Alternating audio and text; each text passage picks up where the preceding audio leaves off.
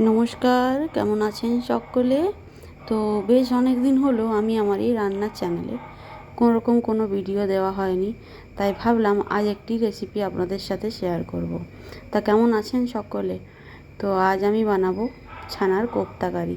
তার জন্য প্রথমেই ছানা নিয়ে নিয়েছি কিছুটা পরিমাণে, খুব সুন্দরভাবে জল ঝরিয়ে শুকনো শুকনো করে নিয়েছি।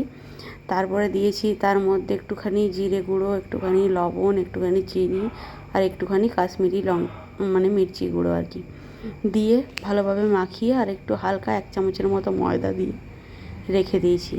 তারপরে এখানে ছানার যে কোপ্তা করব তার পুরের ভরার জন্য এখানে কিছুটা কাজু বাদাম আর কিছুটা আমন্ড বাদাম গ্রেট করে একটু ঘিয়ে ভেজে নিয়েছি। তারপরে ছানার বলগুলো বানিয়ে তার মধ্যে বাদামের পুরটা দিয়ে আর এক একটা করে ভালোভাবে ছানার বলগুলো খুব সুন্দরভাবে হালকা ফ্রাই করে নিয়েছি। যেহেতু খুব একটা ময়দা বা কিছু দেওয়া হয়নি, তার জন্য একটু ছেড়ে ছেড়ে যাচ্ছিলো, কিন্তু খেতে খুব টেস্টি হয়েছে। চলুন পুরোটা আপনাদেরকে দেখাই। আর এখানে আমি একটা পেস্ট বানিয়ে নিচ্ছি, কিছুটা পরিমাণে পোস্ত আর কিছুটা পরিমাণে কাজু বাদাম নিয়ে একটা পেস্ট বানিয়ে নিলাম।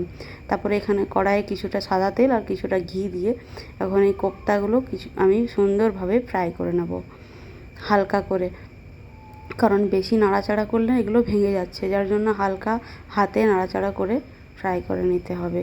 এদিকে দেখুন আমার এক পাটটা হয়ে গেছে, আমি আরেকটা পাটে পাল্টে দিয়েছি। তারপরে তেল আর ঘি মিশিয়ে দিয়ে দিয়েছি। এখানে দিয়ে দিলাম গোটা গরম মশলা, তার সাথে দিয়েছি টমেটোর পেস্ট আর ঘরের সাধারণ যে মশলাগুলো থাকে সব একটু একটু করে দিয়ে, তার সাথে একটু দিয়েছি রেড চিলি পাউডার দিয়ে এখন খুব সুন্দরভাবে নাড়াচাড়া করে নিচ্ছি।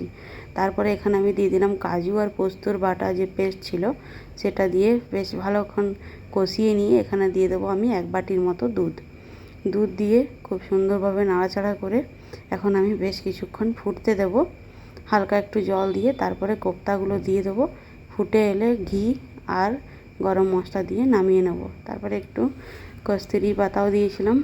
তো চলুন, আমার এখানে কোপ্তা কারি রেডি, ছানার কোপ্তা কারি।